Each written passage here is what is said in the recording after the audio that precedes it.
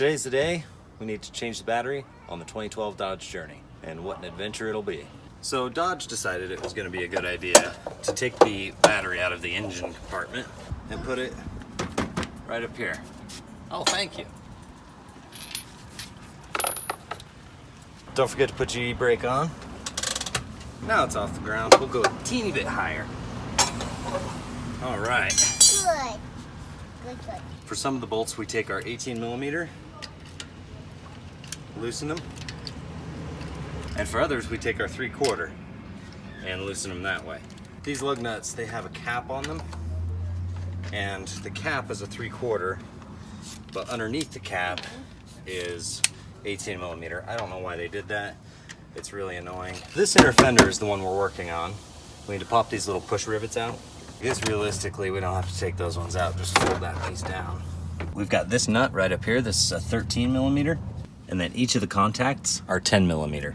There's one here, and there's one right up here.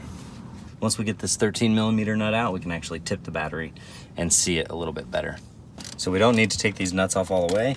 Just loosen it, and then the contact will get loose on the battery, and then just lift it up, or slide it up. And then tuck it away out of the way.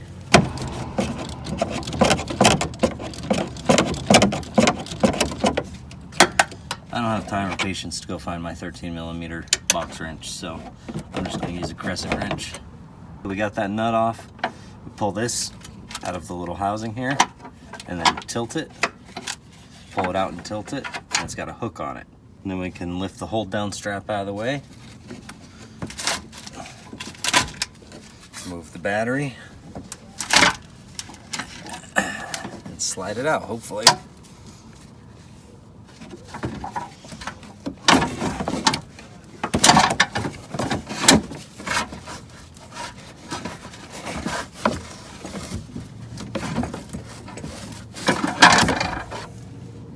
This piece came off when I was hitting it. This piece goes in here, and this is what holds down the battery right there. We might be able to get away with putting the battery in and then putting that on. So let's give that a shot. Now let's put this piece on.